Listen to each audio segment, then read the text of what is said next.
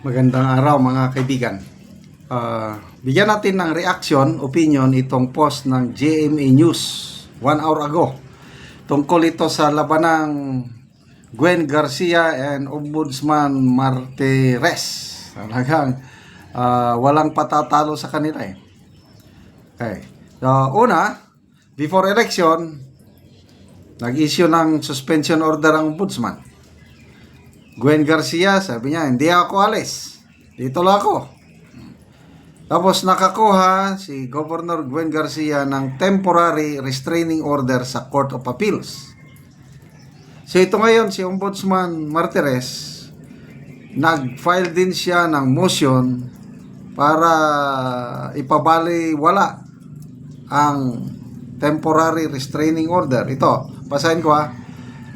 Ombudsman Samuel Martires has asked the Court of Appeals to quash the temporary restraining order on the preventive suspension his office has meted against outgoing Cebu Governor Gwen Garcia.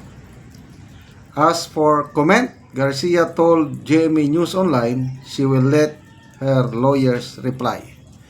I shall leave it to my lawyers to reply, Garcia said in a message to GMA News Online.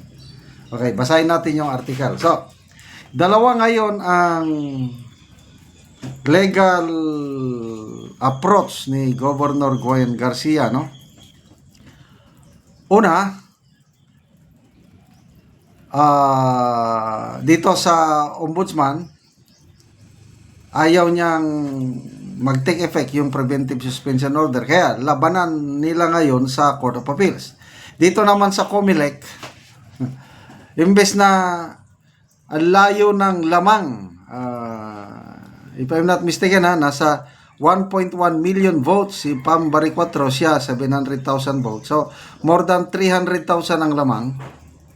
Nag-file si Governor Gwen Garcia ng petition questioning the result of the election.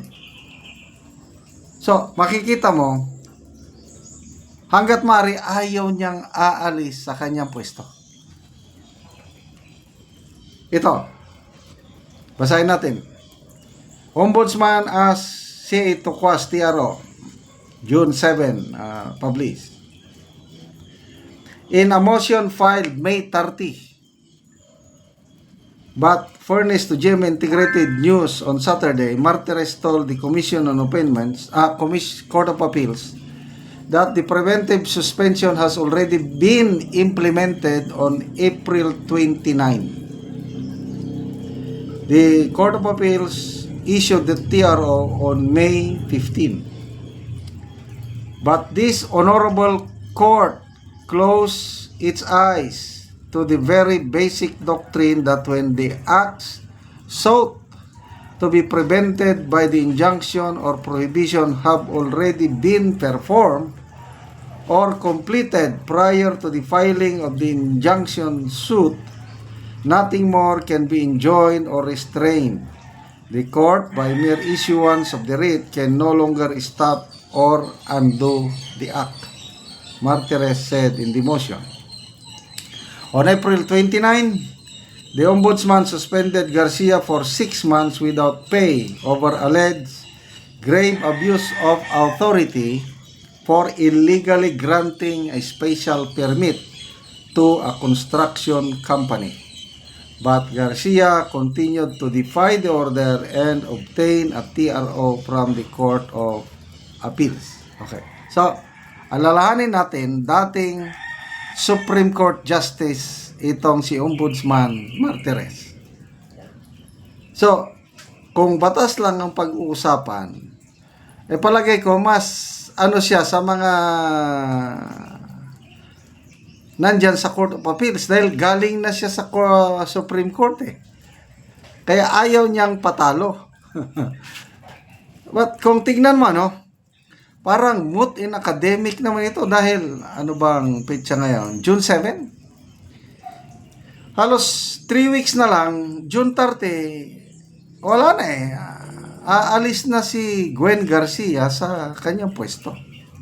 Kaya lang, believe din ako dito kay Ombudsman Martires na kung ano yung akala niyang tama, dapat ipaglalaban niya.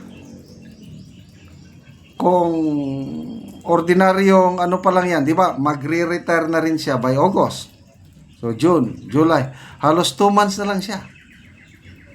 Pwede na sana siyang magpahinga. Pabayaan na lang. Kaya lang, hindi. Palaban din itong si Ombudsman Martires.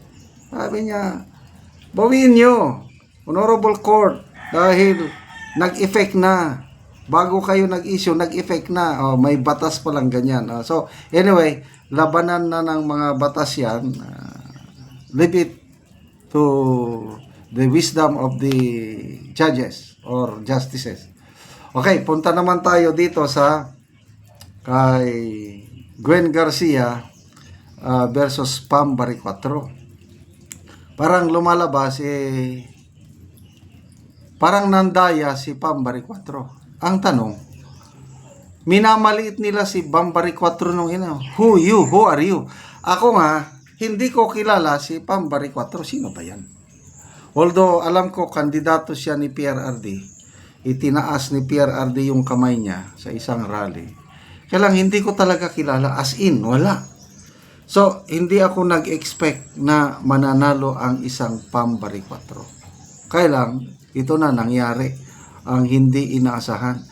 Ala, yun ang lamang, 300,000 plus votes.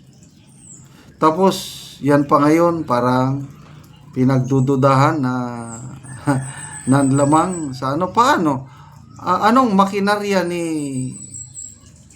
Pam Baricuatro nga halos wala siyang wala siyang as in, wala.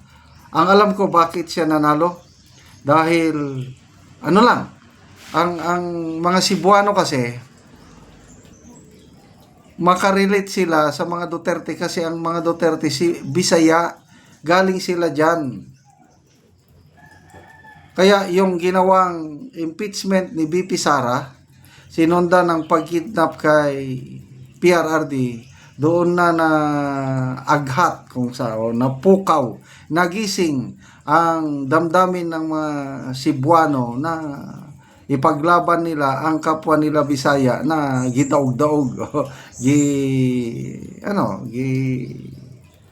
persecute. Kaya yun, biglang nanalo ang isang Pam Baricuatro. So tingnan natin, sana makaupo na si Governor-elect Pam Baricuatro by June 30. Yun na ba yung take-off? Okay, salamat mga kaibigan sa inyong pagsubaybay sa channel na ito. Nakakatulong kayo ng malaki sa Tribong Talandig dahil ang sweldo po natin, pantulong natin sa tribo, namimigay tayo ng libreng yero at pako para maayos ang mga sira-sirang bahay ng Tribong Talandig. Kaya panoorin nyo ang video na ito. Karon mo na ni ang balay ni Uncle sa natagaan na mo og yero.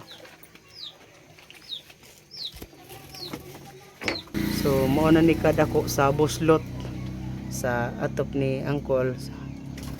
O karon nakapatindog na siya og bagong balay. Kay natagaan na siya og yero.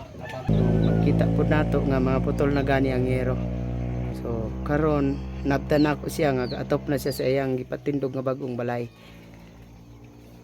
Karon atop na gid si Uncle sa nahatag sa nga yero. Ug mo na ni ang bag-o niyang balay.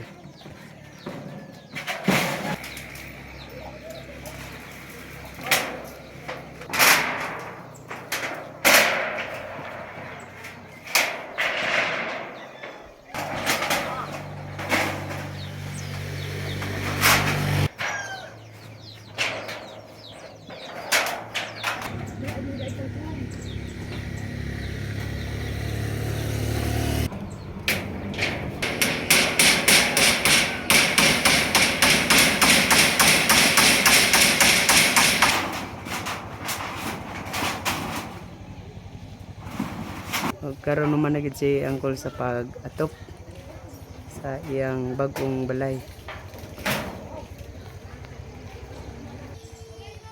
O karon te unsa imong maistorya nga nakabalay na mo og bag-o?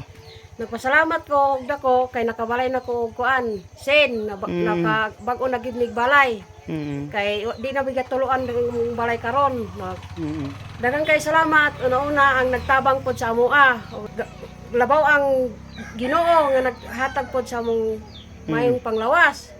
Og salamat sa tanan og nalipay pod mi nga gitabangan mi sa tag-iya sa Sen og labi na sa naghatag pod.